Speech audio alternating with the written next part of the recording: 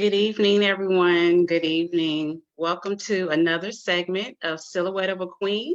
I am Tiffany Devon. I am a wardrobe stylist and I style influencers in fearless fashion. So, again, just welcoming you all in tonight. I want to give you guys a time, just a moment to go ahead and get on and actually, if you want to start a watch party, you're open and free to do so. Again, you know what to do. Tell your mother, your aunt, your cousin, and everyone. And so we're really excited about being on here tonight. And again, I am just going to welcome you in and just give you a chance to get on here and so that we can get started. So again, I am a wardrobe stylist, as I was saying, and this is like my fourth segment of doing Silhouette of a Queen. And so I created Silhouette of a Queen for women who had yet to be seen, felt, or heard. And I recognize that as women, a lot of times we go through different things in life where we feel undervalued and we feel overlooked, but we're never overlooked by God. And so the experiences that we often have are actually shaping us for us to be better women, better queens. And I believe that every woman is a queen by birthright, but we often have to go through things that lead to our maturity in order to be able to fully wear the crown that God so wants to give us in this season. And so if you watch the last segment, I shared how the number 20 prophetically means crowning accomplishment. Well, what comes with the crown is maturity. It's a greater responsibility. So when I think of a queen, I think of a woman who knows her posture, her stature. It's a very important role, especially when we look at it from the position of it being in God's kingdom. And so it's a very valuable place. And so for a silhouette, we think of a picture that is still yet fulfilling. So as women, as we continue to take our walk and continue to follow God and where he would have us to go, he will lead us to beautiful places. And so we are yet still maturing in our godlike nature. So, all right. So I am going to go ahead and introduce to you our lovely panelist and guest today. Her name is Miss Tristan Raquel, and she is an entertainment talent based in Dallas, Texas. Thus far in her career, she has performed in over 100 plays and toured internationally, as well as dozens of films, commercials, and television shows. As a commercial print and fashion model, she has had the opportunity to represent popular brands and products in advertising campaigns, charity events, and runway shows. She is also an award-winning writer, having received accolades for her work in music, stage, and film submissions and productions.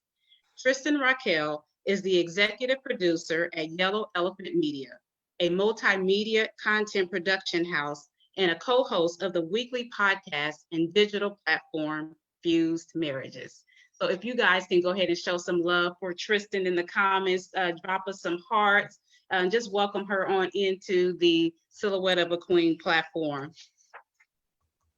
So I'm going to share with you why I felt it was really important to talk about leading with sexuality. What does that mean? So the entertainment industry is the epicenter of what flows out into culture. It is constantly telling women what's popular, what's influential, what's powerful. But when I look at it from the standpoint of what God would say, a lot of times, especially for women of faith, when we're leading our sexuality and our beauty, it counteracts what culture always is telling us. And I believe that God has given every woman, every queen, a measure of magnetism and influence. And with that magnetism and influence, we are constantly drawing things to us. It's a gift because we really don't have to do too much but just show up in the room. Our presence is felt in every sphere of influence we show up in. So it is almost like a disgrace when we do anything otherwise outside of God's original intent. Mm. So when he gave us that influence, it really is for us to do something of power and significance, not used in a way to where it dominates and controls and manipulates. And I believe that anytime we step outside of the original design of something, abuse is inevitable. Ooh. So I brought Tristan on because Tristan has had experiences with working in the entertainment industry. She's lived in LA. In what other areas have you lived in, Tristan? Los Angeles and New York. In So, New York. Okay. mhm. And so she, in her experience, she has seen a lot. Yeah. And with her experience, her being a woman of faith, I just want to have a conversation with her tonight for her to be able to share how she was able to maintain her standards, maintain that in an industry that is constantly wanting you to compromise. And if you do not know who you are, you will feel that you have to go along with what's popular in order to be seen, felt, and understood. So, Tristan, what does sexuality mean to you? Well, it's actually a loaded question because when you think about what sexuality is, it's not just the physical. It's not just what somebody presents aesthetically. It's how somebody thinks, how they view the world, how they view themselves, how they view other people. That's why, and I don't know how deep you want to get in this, but that's Go also ahead, go why. deep.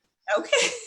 But that's also why pornography is such a big deal because it distorts beauty, it distorts sensuality and sexuality. It distorts how people see other people. So, in terms of how I view it, I think it's really layered and really complicated, as you alluded to earlier. It has a lot to do with maturity, where you are in your walk with Christ, as well as where you are in terms of being settled with yourself, how you view you is almost the beginning of that because you said again as we talk about like abuse, somebody that might have not experienced the love of a parent or might have felt abandonment issues. All of those come into play when you try to think about how do I view me in light of the world? How, am I beautiful? Am I attractive? Am I desirable? And I want it. If I'm not, what do I see that makes me more desirable? If she's desirable, do I acquire whatever she is promoting? Is it if the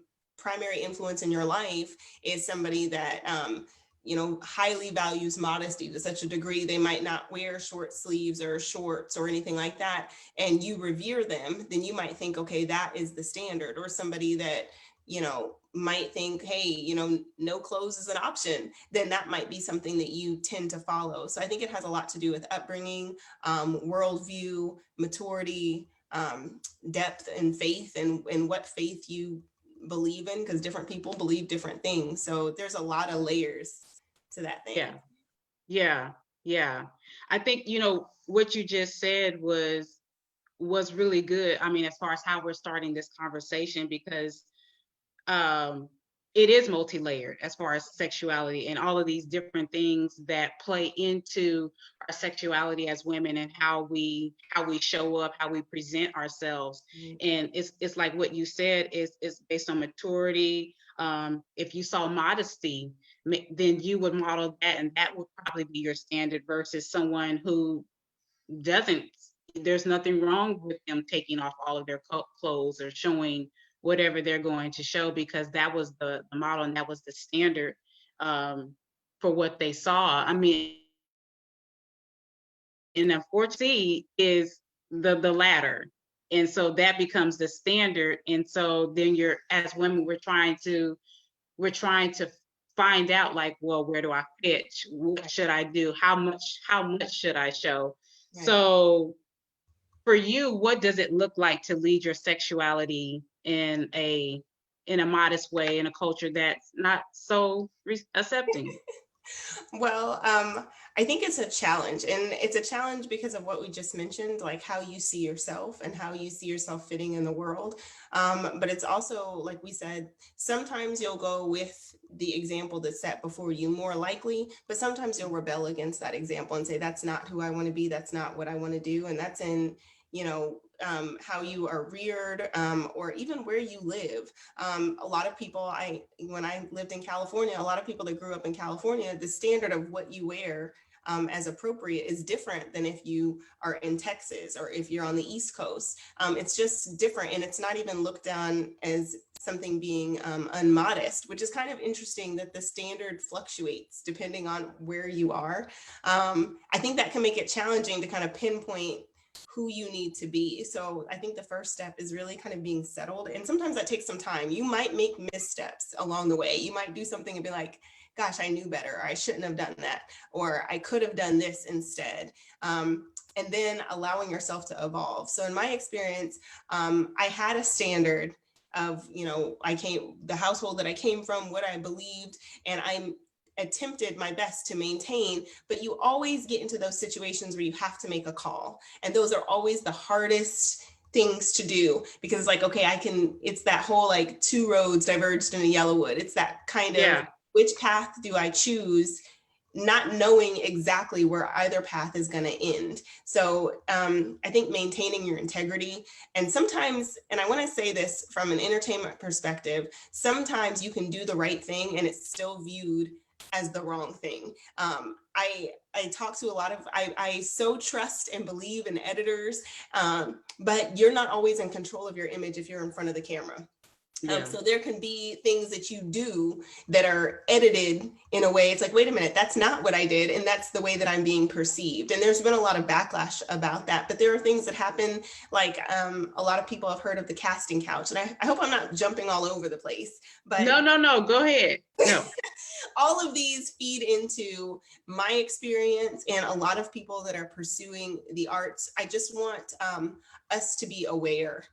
Because the image that we portray to the camera, to the mirror, they say something to us and about us. And it's not always the message that we want. Sometimes I think we can get caught up in the image, like, okay, this is who I am, and then not love yourself. And I read something earlier today. Tiffany, I'm sorry, I don't know if you go like a lot into like what's people, so I don't want to name too many names, but I just want to point this out. So regardless of how your audience feels about Tamar Braxton, because I think a lot of people have some feelings about her, she recently had like a kind of mental breakdown. I'm not sure if it was a suicide. I don't really know all those details, but I read a quote from her today where she was saying like who I was, who I really was and who I was portrayed to be were not the same person. So I don't know. I think to some degree we're responsible for ourselves, but to some degree, the narrative can be taken off and kind of go without us. The challenge in that is integrity. Like, okay, who do I say that I am? How do I want to consistently represent myself? And why does that matter? Because like I said, it can just kind of take off without you, Yeah.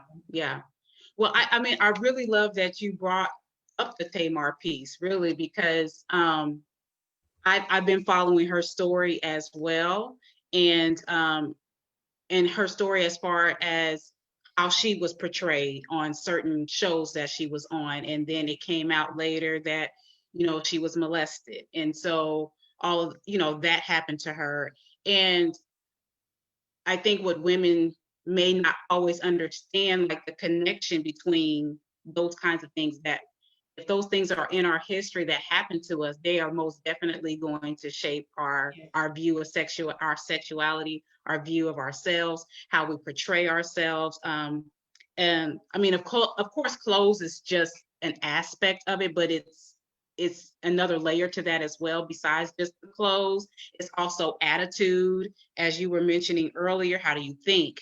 How do you talk? All of this is part of our sexuality. And so even just in reference to her, this is why it's so important for us to have this conversation, because so many women are so broken on the inside, but they're gorgeous on the outside.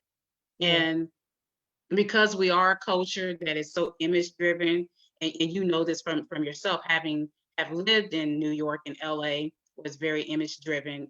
If you're not centered in who you are and there's any type of level of brokenness, you can kind of get tossed Yeah. back and forth. Yeah. And I think you have to have grace with yourself, because it takes some time to kind of develop your voice and your sound. And some of that is through going through some trials. Some of that is not doing the right thing and saying, I'll never do that again. Or, okay, I made a mistake. Obviously, we want to be grounded in who we are. But I think sometimes, particularly with believers, we can miss the boat and be like so paralyzed by it, and not just in the beauty aspect, but so, oh man, I said I was not going to lose my virginity before I got pregnant, or man, I said I would never do this kind of show, or I wouldn't support this group of people. And you make these kinds of general statements, and then you get in it and you're like, oh, I wasn't seeing this correctly, or, oh, I was seeing it correctly and I still did the wrong thing. So in the entertainment industry, I think, because it's the industry that I am, it really pushes you to identify who you are and to be very, very comfortable, whether you get the role or you don't get the role, whether they like you or they don't like you, whether you're invited or you're not invited, and who you are and what you want to do. My husband has this saying that he says, like, okay, tell me what you won't do.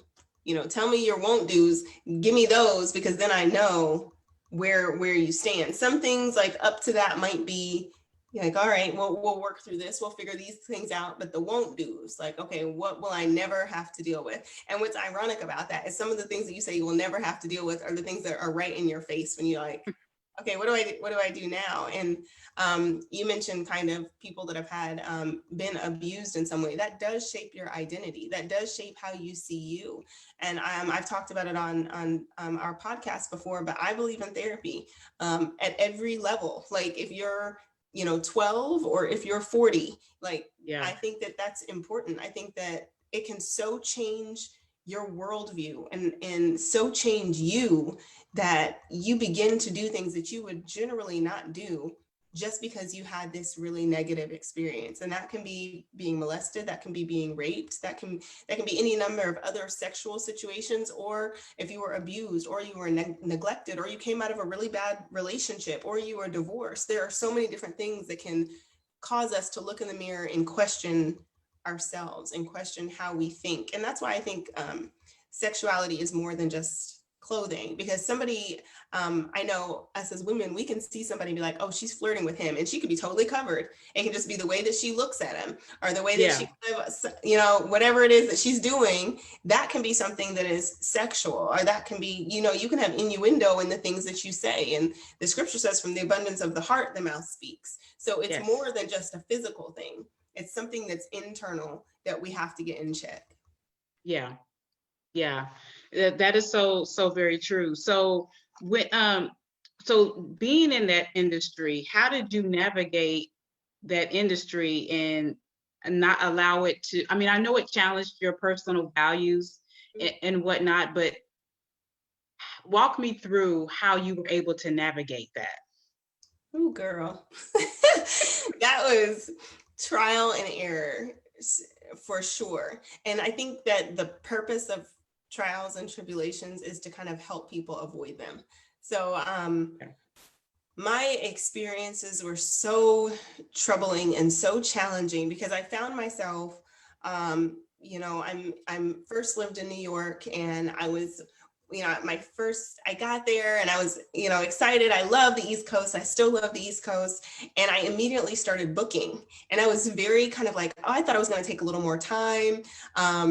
And the same thing happened when I moved to Los Angeles. My first day in Los Angeles, I got signed to an agency. So I was like, wow, okay, all right, God, I'm making the right steps. But then after that, it's like you go into the wilderness and you have to kind of say like, okay, now what?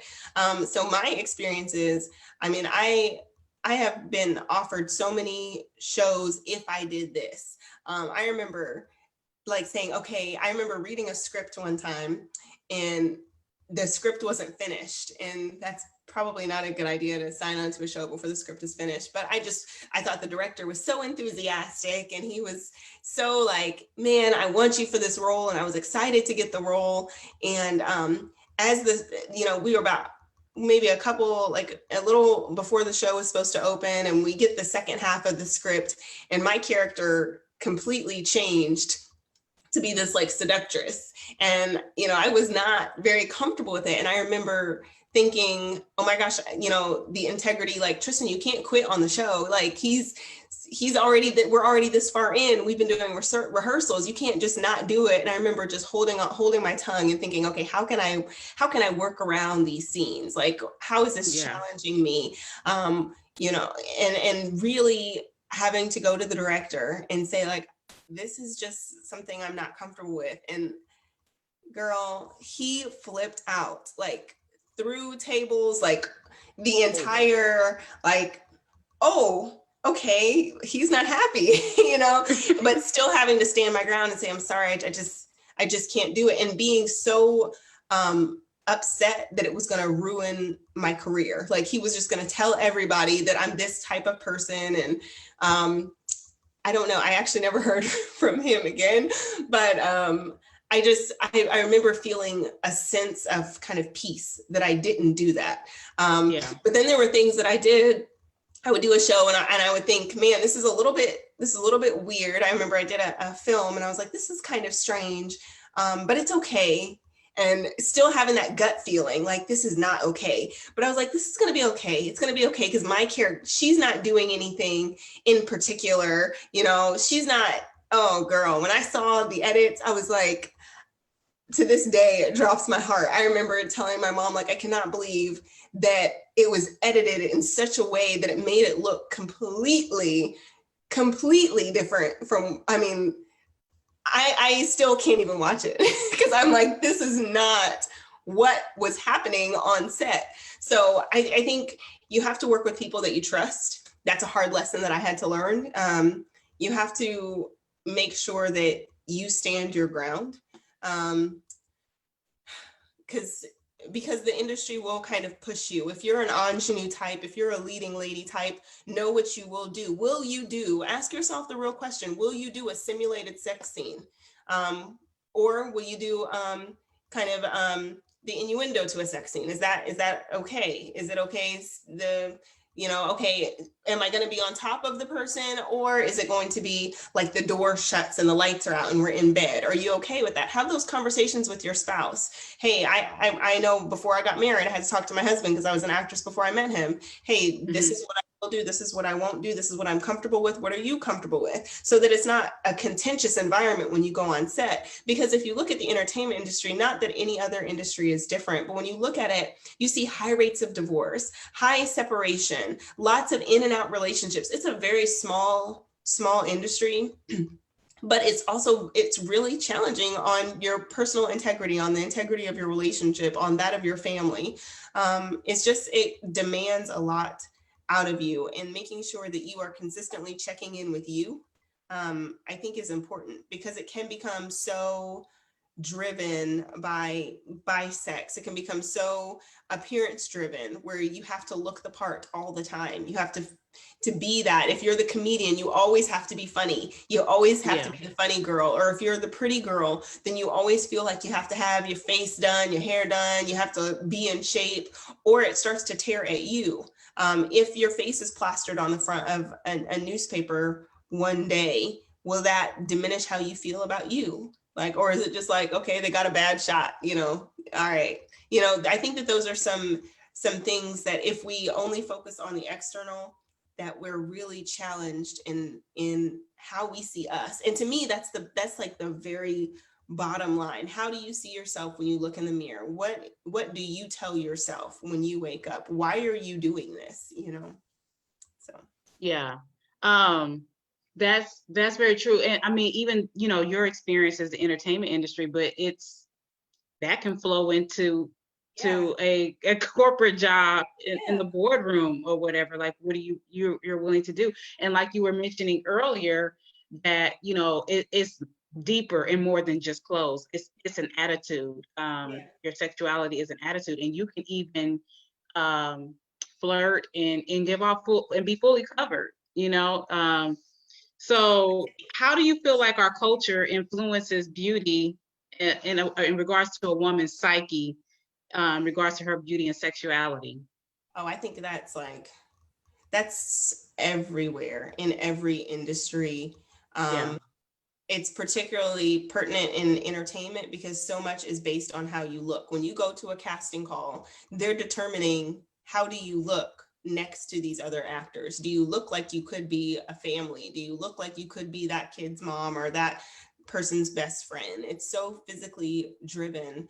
And so much of it is kind of selling. I'm selling you this thing. I'm selling this product. When I did a lot of commercial print modeling, and there's certain ways you're trained to move your body when you're on the runway, when you're standing in front of a camera. And it's not all bad. I think one of the things that happens with Christians in Mm-hmm. particular is that there's this like angst against like somebody that's attractive. And that's not to say, I have to be careful because I don't want to offend anybody, but there's this thing that makes you feel like to be attractive, you have to do this thing and you can't do this thing.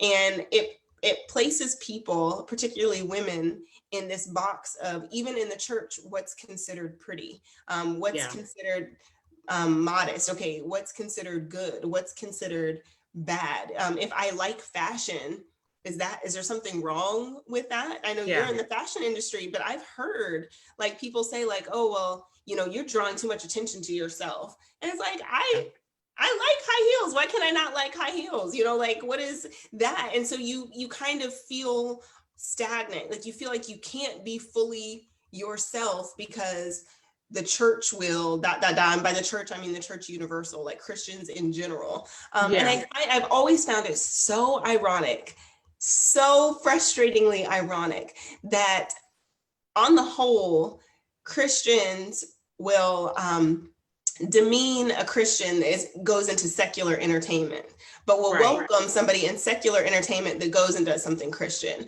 So I remember having this conversation a long time ago. And this is, again, I have no personal investment in this, but I used to say, okay, if Beyonce came through the door and she said, hey, I want to be a part of your Christmas production, most churches would be like, oh my gosh, that would be amazing. She's going to bring a crowd and she's going to, she can really sing. And, her first albums, she had one song to Jesus on all of them. And I have nothing against Beyonce whatsoever. But I wonder if somebody like that was in Christian world said, you know what, I'm going to do, I'm going to go and I'm going to do a secular film. If she would get the same sorts of like, yes, go do that thing, go do it. I remember Erica Campbell, I don't know how many albums ago, maybe 2 or 3 albums ago, she had this I thought it was banging, this white outfit. Yes. And she's curvy and she looks beautiful. And that thing was all the way up on her neck and all the way below her knees. And people were like, oh, she shouldn't wear that. And personally, I was like, girl, you look good, do you. But there's this kind of this stigma about being an attractive woman or even being a confident woman. Like the idea of being meek is somehow like being mouse-like, like being minimized or not having or not saying, hey, when I go to church or when I go to my outing or I want to put pictures of myself, there's nothing, for at least in my estimation, there's nothing really wrong with that. So I think the idea of being too sexy or being, all of this is so jacked up in the way that the church sees it. I love seeing women that, they do their thing. Not all of us wear the high heels all the time. Some women wear sneakers and they wear their Converse and their dress. Some people, they'll wear their shoulders out or whatever. And to me, it's just, like I said, it's an internal decision, and it's so mischaracterized by society, and even in this conversation, as I'm talking about, by the church. And I definitely can add to that because as a stylist, yes, because I am so unchurched. Like I always have told God, like and I said this to someone, and they were like, "What do you mean?" I said, "I'm in the church, but I'm not of it." What I mean by that is, I can be in the culture of church, but I don't do church culture as far as feeling like I have to acclimate and look a certain way. And Yeah. so for me, just even like the standard typical woman of God, like you've seen me how I come into the church. I was like, Girl, I'll you have on purple lipstick, I'll have on blue lipstick, and it's like, yeah. And I think for me, I kind of struggle with that a little bit too, especially when I started getting more involved in church, because I was like, well, I can come with my black leather gloves with the fingertips cut off. I come came on, in that girl. on the Easter service. Somebody said, "You going to church like that? You would wear that?" Yes, I would. I I've mean, because it's a part of who I am. have heard you gonna wear that to church, and I remember the day I heard it, I was like, of all the things that somebody's gonna like, it was a day I had on long black pants, I had on a long shirt, and I was like, and I had on high heels. I'm like, you could have picked another day because this is not the worst, you know. But I think that there's kind of like this idea of what a Christian woman looks like and what a Christian woman does, and it's Yeah, so it's just so not true. I personally don't even think that it's biblical. My mom and I talk a lot about what this Proverbs 31 woman is, you know, like what is she, and how does that affect me? Because I remember growing up, I always heard about be a Proverbs 31 woman, and if you study the scripture, it's just not the way that it's reported to be now. But I guess my whole point is, I think God made us so original and so unique with all different looks and all different styles and all different interests that when we put people in a box of how they should be, it totally, it shrinks the person. And I'm not saying yeah, you have to have your chest all out and your butt all out. I'm not saying that. But what I am saying is allowing people to be who they are in totality and mature to another place. And feel comfortable in another place, because I'm not asking, you know, the 85-year-old saint to dress like the 22-year-old one, but I am saying that 85-year-old one shouldn't be looking down on the 22-year-old one, and the 22-year-old one shouldn't be looking down on the 85-year-old one, because it can yeah, work both ways. It can be like, well, she's dated, you know, she wearing her pantyhose or her knee highs, and it could be like, well, she needs to do this. And I'm just yeah, like, aren't we all saving this? You know, we're serving the same Christ. We're all trying to go the same direction. And truly, I got to look at me consistently and say, Lord, am I doing right? Am I doing right? yeah, Am I doing right? Because there's enough Tristan to worry about that I can't be overly concerned about somebody else. I can just be like, all right. And if you don't like what she has on, just turn your head.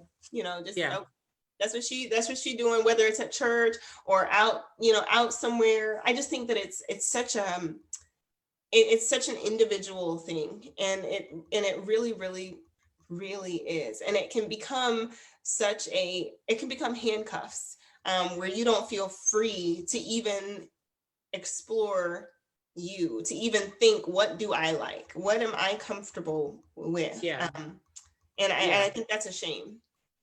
yeah, yeah. You know, because especially like with me and my body type, I'm an hourglass, I'm a curvy girl. And so that is automatically equated to Mm-hmm. sexy or being seductive. And I can have on a dress and I'm not even thinking about trying to flirt or do any of that. But just because of my body shape and the way I dress and my makeup and all of this, that could automatically be equated to that.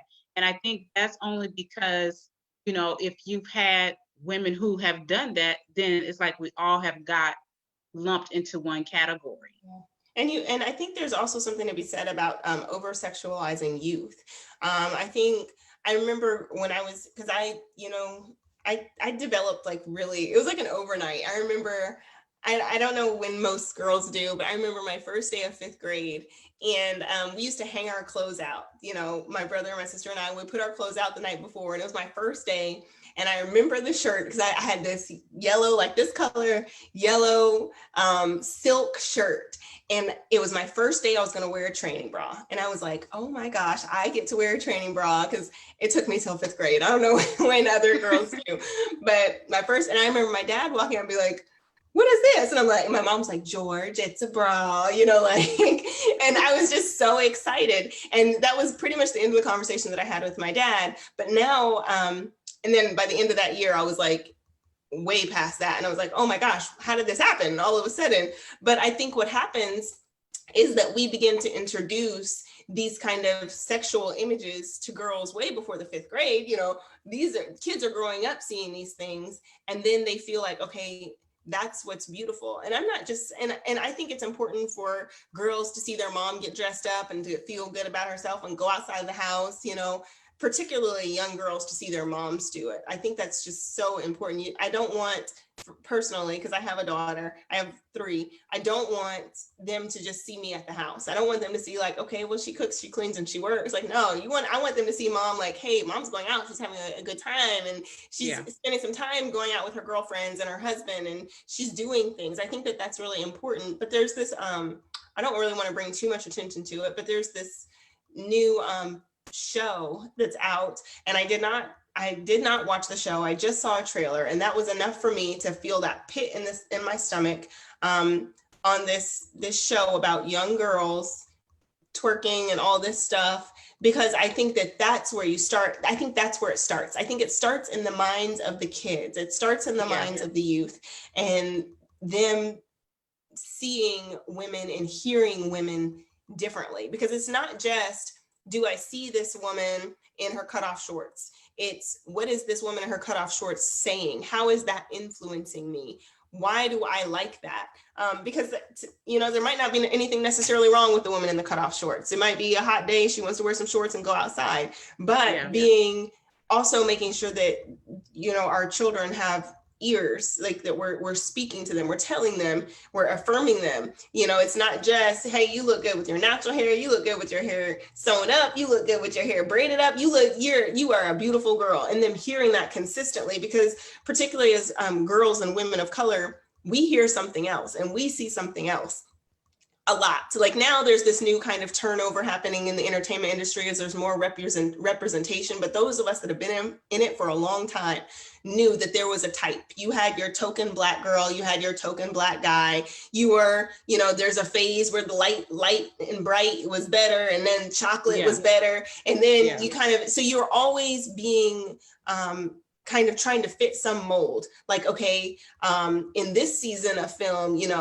you have to be 100 pounds and that's cute. Okay, now we want curvy with butts and boobs. That's cute. So you're consistently trying to manipulate yourself if you don't know, hey, this is just what it is. This is how much I'm gonna weigh, because I'm not gonna starve myself to be on camera. This is just what it looks like. I might have a head wrap on, or I might have my hair straight, or I might have it braided up. That's just what it is. So having that sense of self, and then having a sense of purpose, like, why am I in this industry? And then recognizing, if you're not in the industry, if you're not in the entertainment industry, like, why do I watch this person? Why do I think that this person is beautiful? And I think that's really important for identity. I think that's just really important. I mean, that's key. Why am I doing that? What am I getting, or why do I like that? And I know, like, when we had a conversation once before, the topic of power and control came up, and dominance, and it's about, like, maybe that's what they're getting when you do that, if you're a woman that is seeking, power or control. Because I can see, if there is any history of sexual abuse that has happened and that was taken from you, and so now you have an opportunity, you found, okay, I have this influence, I have this magnetism, I can draw people, this, and it gets me things, so now I'm going to use it for my benefit, but it's really coming from a broken place. A wounded space. And that's why I said earlier, I believe I'm an advocate for counseling and for therapy, because you can operate a whole season of your life out of brokenness. And I'm not talking about from like a spiritual brokenness, like, okay, I'm working through this with the Lord, but a place of just being wounded. And then you think, okay, I'm going to take this power back. I'm going to do this thing because I want to feel strong again. And when you're broken, you can't, it's like a pot doesn't fix itself. Like, it needs to be fixed. It needs to be put back together again, like the old hymn says, or the old song says. So the challenge is really identifying, am I broken? And consistently asking yourself, that's not a one-time question. That's not something that you can just say like, all right, well, I got out of that relationship, I feel fine. Like, no, ask yourself, like, okay, what did I learn from that relationship? Was this a relationship? What did I really love this person? And if you did, or if you didn't, talk yourself through that. Talk with somebody that you trust through that, because there can be like residue that's left, and then you're responding. And that's how I think we've talked before about like triggers. So then you're responding to something based on something old in a new season.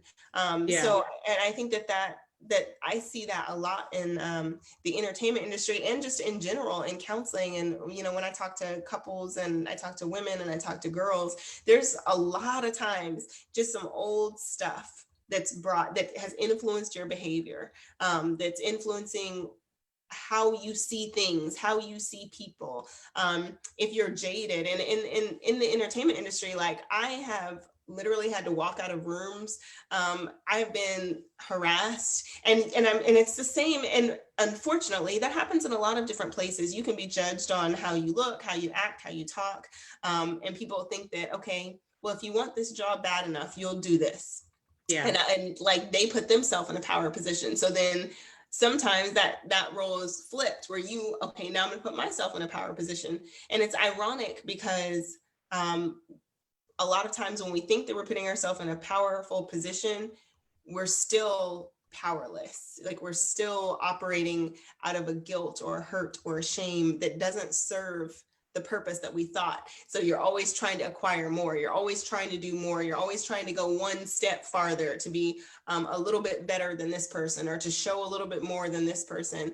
And you end up comparing yourself, which it just feeds back into that insecurity and that place of hurt and that place of shame and guilt.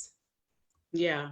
And it's the premise of like, why do you do what you do, which is why when I created Silhouette of a Queen, and I was thinking of a tagline that would draw and speak to the hearts of women. And that's why I said it is a powerful and resilient woman who has yet to be seen or felt or heard, because I was that woman and I had to begin to work through that.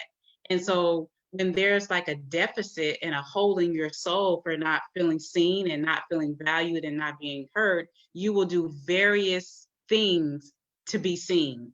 And so it can show up like I honestly, I can go on social media and I can look at a woman and tell this is a woman who doesn't really feel like she's being seen just by the pictures that she takes. Oh, yeah.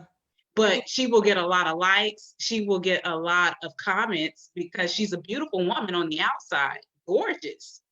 But I can discern that there's something inside of her that is wanting to be seen, wanting to be heard. And so the things that we do outwardly can draw those things because we're looking for that. And unfortunately, like society, whether it's the entertainment industry, any industry, can basically monopolize off of your brokenness and glorify it as, oh, this is someone who's powerful because she's owning it. No, but there's a hole there. Yeah. And so I just think this is such a good conversation that we're having. And how do you feel like, or what are your thoughts on how women can lead their sexuality in a very sacred way, whether it be in business, in relationships, in the home? I think a lot of that has to do with confidence. And I think that confidence is something that grows over time. It's kind of like the garden. The more you water it, the more confident that you'll become.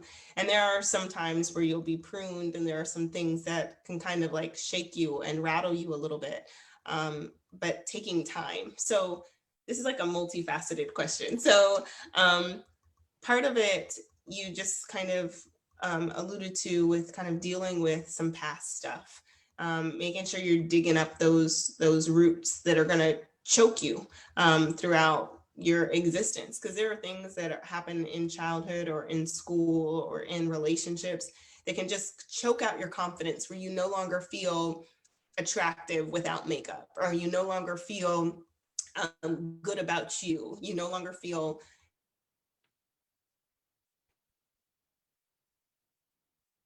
healthy.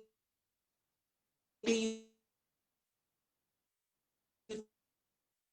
think about yourself, image of somebody else doesn't make you jealous. What about you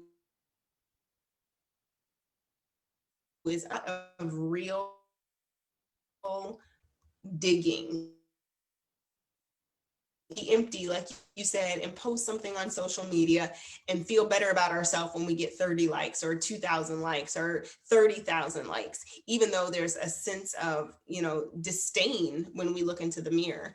And I think social media has really, really exposed that kind of mental health aspect where we are looking for so much validation and so much affirmation externally instead of being like, I love me, I'm okay, I'm not where I want to be, but I'm not where I used to be, and to be okay with that. So I think that that's a big feeder into our confidence. And then setting goals. I know this sounds kind of strange in this conversation, but setting goals and celebrating those victories. Because when you do things that you want to do, and you are in pursuit of something, number one, when you're in your pursuit of something big, you don't really have the time or the energy to look side to side. You're like, I have to get there. I have things that I'm trying to accomplish. I have a purpose. So these other people, their chatter or whatever they're saying, it's like, I just don't have time to entertain that, even in my own psyche, because I've got these 5 things I have to accomplish today. And then that mutes the noise. And then the last thing, because I think it all is centered on confidence, but also being healthy. And being healthy, I always have to distinguish, it is not being skinny. It is not, eating paleo. It's really saying, okay, what do I need to sustain myself?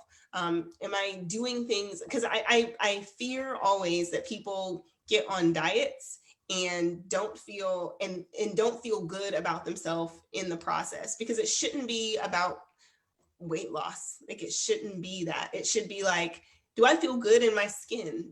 When I look in the mirror, if there's something I want to change, let me change it. But until then, I like me. I think everybody, you can stand in front of the mirror naked and you can say like, all right, this isn't where it used to be. This used to be over here and now it's over here.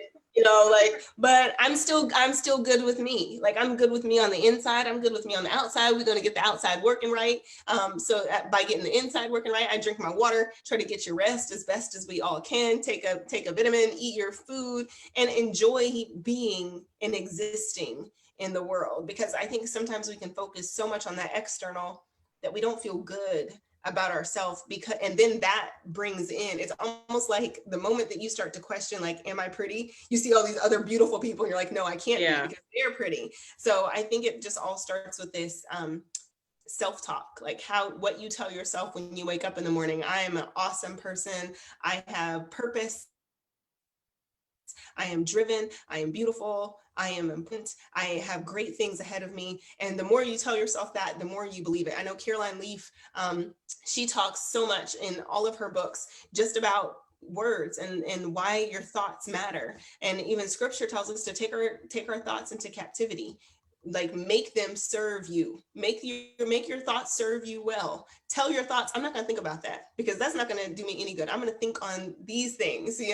I'm going to think on the things that are really going to push me forward, the things that are really going to help me. So I think a lot of that just comes from confidence, no matter what industry you're in. I know, and I'll let you speak right after this, but I know a lot of people criticized Hillary Clinton, not on the political side, but because she wore pantsuits. And I think that it's so interesting, because she wore pantsuits so that people wouldn't see her as a sexual being, that she could get policy through without people saying like, oh, she's wearing heels. But then you see people, again, regardless of politics, like Sarah Palin, who wore heels, and people criticized her for wearing heels. So it's kind of like, if you wear a pantsuit, somebody's going to have something to say. If you wear heels, somebody's going to have something to say. So you just have to say like, okay, what do I like? Again, that's not a political statement. That's just an observation that it doesn't matter what industry you're in, somebody's going to have something critical to say about you. So you have to be comfortable in you. And that is going to propel you to be like, oh, that's my girl over there. She looks so fly. She looks so good. Versus like, man, I wish that I could, or man, she's doing that. Like, it can cause so many other things if you just like hey, I'm good, you're good, we're all happy, you know, and Yeah. we're pursuing our divine purpose. Yeah. Yeah. And you're right, like the self-talk is so important because that is a part of your confidence. Like I know for me, I had to get that under wraps. And I still have to be able to talk to myself in a very gentle manner because I can be overly critical of myself, especially like if I'm trying to go after something and maybe I'm not getting it as quickly and understanding like in the manner in which I think it should be. And then I'm just like, oh man, you're always doing this. And I remember one time, this was like after my divorce in 2014, and I was just really just going in on myself. Mm-hmm. And I was like, you always do this. Why do you keep making this? And I just gently heard God say to me, like, why are you talking to yourself like that? Do I talk to you like that? Yeah. And it was just like, oh wow. And even then, that is still a reminder to me as I, as I'm moving forward and I'm taking on new adventures and things, telling myself, giving myself permission to, first of all, you're going to make mistakes. Yeah. You're going to make mistakes. The thing is to learn from it. Like, get off the gas. You're like going hard on yourself. That's And so, so so I had to really just be like, love yourself through this time, love yourself through this pandemic. Like we're all going through this pandemic. Like it has been super duper stressful. Like everybody is going because we're going through this change. And it's like we all saw when everything was shut down, what were we without the makeup, without the lashes, without our nails done, without our hair? It was like, oh, what was I really getting my hair done for? You saved some money during this pandemic. Yeah, I think that's such a good We had to point. go back to the basics. I'm saying, because I know when I first started out in entertainment, like, almost 2 decades ago, when I started out, I had like a 90-year plan. I kid you not. I had it planned out what my life was going to be like, when I was going to get married, how old I was going to be, what I would have accomplished by then. And when I left New York, the Lord told me to go to California. I did not. It was not like, oh my gosh, I'm going to LA. It was like horrible. I was like, why am I going to LA? And I went there and I worked there and I eventually moved, but I had to say, okay, Tristan, submit my plans to the Lord. Like say, okay, this is not the way that I thought it was going to go. And to really kind of take my steps, because sometimes being driven, and it is a way for people to cover up some of that pain, to say like, okay, I'm going to run from this stuff that I experienced and I'm going to run towards this thing. And that's not necessarily bad, but we just have to make sure that we have our heart right. We have to make sure that it's not something that Tristan is doing to make Tristan satisfied. It's like, okay, I've got this goal. I've submitted my plan. This is the way the Lord is leading me. And like you said, there's going to be some mistakes. There's going to be some slow starts, despise not the days of small beginnings. So sometimes it might start small and say like, okay, Lord, I'm just going to let you do this, but I'm going to do my due diligence and I'm going to keep at it. I'm going to keep going, because my 90-year plan, I was like devastated when the first time it got like off course, and then it kept going off course. I was like, wait a minute, this is not what I had planned for my life. And then just saying, okay, having to come to the conclusion, okay, God, what now? Like, how do I do this now? And it's so crazy because now God is doing the things that he said he was going to do years ago in a way I never, ever saw planned. So he gets all the credit versus Tristan having her plan and doing what she wanted to do, and then being able to even say to myself, I did this. I got myself here because I worked hard. It's not that you don't work hard. It's that you say like, okay, Lord, every day it's, okay, God, what are we doing? This is what I had planned, what you want. And it's totally taken me to a place of humility where I can still be confident in myself. And that's what that leading with sexuality, being confident in who you are, standing with your shoulders back and your chest up and feeling good about you, and still being able to say like, I'm not going to manipulate people or places or things with this body. I'm just going to let this body take me into the room because I belong in the room. And having that sort of confidence, when I sit at the table, I belong at this table. I have some things to learn from the other people at the table, but I'm not working from a facade or a pretend power position where I feel like I have to, usurp God to get there. Yeah. Oh, you know, something, it just dropped back into my remembrance when you're talking about, I'm not going to use this to manipulate, because that's what we're taught as women. Like, you know, you want to get his attention, you want to be able to stand out, you've got to do something to make yourself pop. And I remember, like, I'm not even a big flirt, but I was flirting with this guy, and I heard the Holy Spirit tell me, you need to stop doing what you're doing. And I was just like, ain't nothing wrong with that. This is not going to go anywhere, blah, blah, blah, blah, blah, blah. And because I did not listen, it ended up smushing in my face. And so what God ended up sharing with me later on was, I did not give you what I gave you to do that. That is not the purpose and the intent behind that. You literally, and for every woman, your beauty is not used for that intent and for that purpose. To be engaging in that manner to draw and get someone's ego and flesh worked up for you to be like, I'm just playing with you, and turn it off. I'm It doesn't out. work like that. Right. And I think that that's so, and I guess I'm speaking specifically to people that are in the entertainment industry, women that are in the entertainment industry, making the decisions about what you will do. Because I remember hearing one of our pastors in California, and he said, somebody's always got to play the devil. And at the time, I had just moved to California, and I was like, these are the things that I don't do, all of this. And I just remember thinking, gosh, that's such a good point. So consistently reevaluating where you are in your maturity, but because I had never really processed, somebody's got to play the devil. Somebody, hey, if we're doing a Christmas production, and somebody's got to be the voice of Satan. And if you don't do that part very well, then it becomes a caricature, and then it's not honest and it's not real, and then somebody can dismiss it as, oh, that they just playing, versus somebody who really gives it to the camera, playing this evil thing or on the stage. Then that's like something that can become believable. My younger brother got saved at a play, and I will never forget him walking down, because I was shocked, because we thought, you know, you already love Jesus. You go into private school, we go to church, we have memory verses, you know, we have family Bible study. And he walked down, and I remember talking to him after that, and he was like, basically saying that he kind of heard it for the first time. And I was, you know, I was young, but I remember thinking, like, this thing is powerful.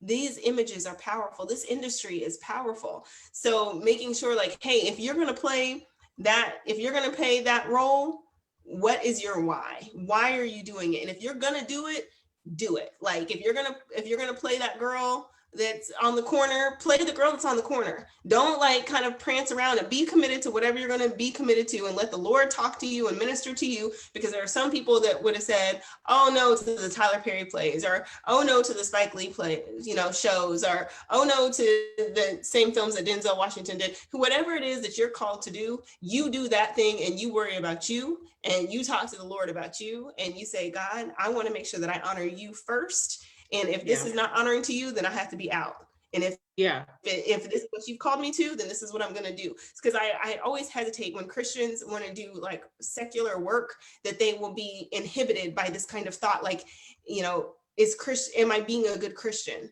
Or if they don't go, if not every person that wants to speak is going to be speaking in the church. They might be speaking in a boardroom, or they might be speaking, you know, on a street corner, or they might be speaking in a classroom. So I just don't like that Christians can sometimes cap Christians and what we can achieve. That's what I'm just saying. Hey, be confident, do what God has called you to do, say, and submit your plans to the Lord consistently, and check in on yourself, talk to yourself. So yeah. And we're going to wrap this up. And I want to wrap this up with saying, you know, basically what you're saying is be purposeful and intentful in what you're doing. And who I am just so inspired by, he, you know, is Chadwick Boseman. You know, he just hit culture so much with his recent passing. And I know for me, like, what made his life, when you look at his life, and I was, you know, I've been watching interviews and watching what people have said about him. He was just very purposeful about what he was doing. And like what you were saying, he would ask questions like, why am I playing this role? Why am I doing this? So he had a purpose and an intent behind what he was doing. And that is something that I think we all can take away from, is that, for one, we see that life is really short. You don't know how long you have on this earth. And so if you're going to make an impact, you got to be able to do it in a way that it leaves something of value to other people. And so I'm just going to give everyone a chance to start, if you have any questions, because we're going to go into the Q&A section of the segment, for any questions that you have for myself or for Tristan. But as you guys are getting your questions together to drop in the comments section, what I want to say as a wrap up and a thought to consider for the queens is, what is your motive and your agenda and how you're moving? Because as queens, we have to move differently, and we have to move according to the voice of God that operates in us, and the things that he's telling us and leading us to do in this season is going to be unique for everybody else. And so in regards to that, really understanding what God gave you is so powerful. When we were talking about it at the top of the segment about your magnetism and influence, he gave that to you for a purpose, and it's wrapped up in your sexuality. And even what Tristan was saying earlier about the way that you think, the way that you move, the way that you dress, the way that you talk, all of that embodies you as a woman. And everybody, as far as just giving it away so freely, it was never meant to just be given away so freely as we have done. And I understand as we've gone through life, we weren't always aware. I wasn't even aware. I didn't always think the way that I'm talking today. This was a process. This was a series of hitting some brick walls with no helmets. Ouch, ouch. I've learned, I've learned from that. And so I just really want to leave that with you guys to ponder today, is what is your agenda and how you're moving and how you're displaying your sexuality? How are you leading it? And if you're leading it in such a way where it wasn't always what you wanted it to be, you can always make a decision to do differently. And sometimes you may have to get therapy. I am an advocate of therapy. I've gone to therapy. I've done it several times, and there's absolutely nothing wrong with it. I love this quote from Dr. Anita Phillips. She says, prayer is a weapon, therapy is a strategy.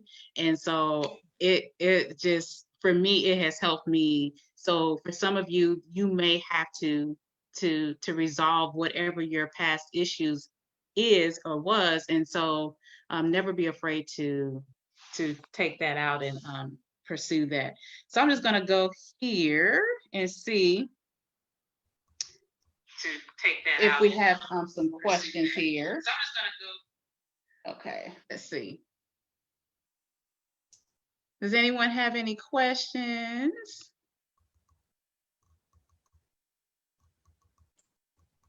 Uh-oh. Okay, so far, I don't see any questions just yet, Tristan. It means we were thorough. We were thorough. Yeah. I really like what you brought up, though, about Chadwick Boseman. I think that takeaway is just awesome. The need to live with integrity and with purpose. I read an interview where he said he got offered a deal to do like an alcohol ad after he did Black Panther. And his response was, even though the price tag was nice, he said, I can't do that, because how can I go from being a superhero and then promoting alcohol to these kids? And not that if you drink or whatever, like, that's not even the point. It's just having this sense of who you are and what you represent. I just think that's like a beautiful thing that, like you said, we mature to. We're not always there. I didn't get to this place. I wasn't born here. You weren't born there. We all just kind of grow and giving ourselves permission to evolve. Yeah. And I mean, like you said, the integrity, that says a lot. And it goes even to like what we were talking about earlier about being, Christians and people in faith. And we often have to navigate worlds where people don't think like us. They don't have the level of convictions as us. But he really embodied like how you can be highly successful and and he was praised by the world and by believers Yeah. because he was that influential. And it just shows you like the level of impact that you can really have when you decide to like say like, nope, this is not what I'm doing. I'm very clear about my purpose. I'm very clear about what I'm doing, and I'm not willing to bend. Yeah, and I think that there's, as believers too, that's something we can pray for. We can pray for favor. We can ask God to have his hand of favor on us, to give us discernment and to wisdom. That's something I pray over myself, over my kids, over my husband, just saying, okay, God, lead me into the right rooms. Don't have me knocking on doors that are closed. I want to go to the doors that you have open for me. And then just seeing what he does, because God has a plan and we just have to access it. Yeah. Yeah. Well, we're going to go ahead and wrap up. If you guys decide to drop some questions in the comments, we can answer those later. But before we go, I want to invite you guys to sign up for my text mailing list. If you text Tiffany Devon to 31996, that will link you into me being able to send out some inspirational text messages. Don't worry about it. I'm not going to over bombard you or anything like that. And we'll be text messages once or twice a week. We're just inspirational, encouraging messages. I may even ask you a question or two. So again, text Tiffany Devon to 31996, and that will get you signed up for my mailing list. Well, let me see. We do have a question here, Tristan.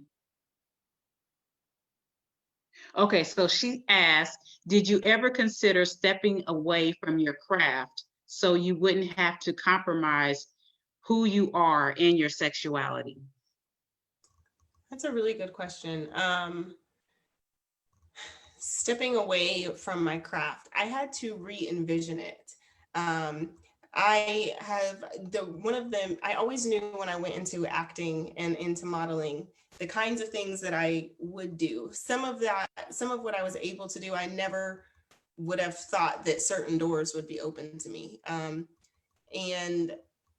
as I was performing, and everybody has their own story. So I started as an actress. I started from there booking commercial print. After doing some commercial print gigs, I was able to do some runway. And then I moved into doing some different film and television and commercials and all of that. So my start, when I first started, I was like, okay, I want to be an actress. And that quickly evolved into wanting to produce and to write. Now, my reason was because I kept getting ingenue roles. And there's no problem if that's what you want to do, but I wasn't able to get the diversity of characters that I wanted. And all of my characters ended up being like a love interest of somebody, and it wasn't necessarily characters of depth. And at the time, there weren't a lot of writings for Black women, for Black female leads. So everybody would say, oh, you should be so grateful. Like you're getting work, like you're able to do this full time for a living. Like you should be grateful. And I just did not, I just felt like God had something more for me. So I stepped away, but I stepped away because I had to reimagine who I wanted to be in that space. And yes, you do get bombarded. No matter how you're built, no matter what you look like, somebody is going to try. At the time, now there's a whole new movement where more women are in the boardrooms, but I can't tell you how many times somebody tried to hit on me or kind of made me feel uncomfortable in a space, whether I was auditioning for something or I was cast in something already. It can be any actors, it can be producers that come on set, it can be writers that like, oh, I saw you in that, and I think I want to change your character a little bit. And because of my previous experience that I shared, I was like, oh my gosh, please don't do this to me. But it happens so often that you just have to, or I had to reconsider, where do I want to be in this space? And I decided I wanted to be an executive producer so that I could produce my own content and show myself in the way that I wanted to be seen. Yeah. All right. Thank you for the question. That was a good question. Okay, so Tristan, do you want to share with the viewers how they can stay connected with you on social media? Yes, I would love if you all came, you could subscribe. I do a podcast and a YouTube channel at Fused Marriages. It's Instagram, YouTube at fusedmarriages.com. We talk about family relationships, all of that. I get the privilege of doing that with my husband, so we get to hear a male point of view on a lot of things, from blended families to children to single parenting, to money, finances, and we're gonna have some works coming out. So at Fused Marriages, connect with us, subscribe, because people write in letters and all of that. So we have a good time. So I would love to hear from you all. Yay. Yay. Okay, thank you for sharing that. So, and you guys, you can stay connected with me here. I am on Facebook, I'm on Instagram and Twitter, as well as YouTube. And so you can find videos. I post inspiration I'm doing, like my fashion pictures. I'm sharing that on every platform. So you can stay connected with me there. And we're going to go ahead and bring this to a close tonight. Again, I thank you so much for watching Silhouette of a Queen. And again, sign up for the text mailing here at 31996 and text Tiffany Devon. If there are some, maybe a segment that you want me to cover, I'm more than happy to hear your ideas and whatnot. So again, thank you so much for tuning in. And thank you, Tristan, for coming in and sharing your experiences and lending your voice to Leading with Sexuality. Thank you for having me, Tiffany. Okay, all right. So I'll see you all next time.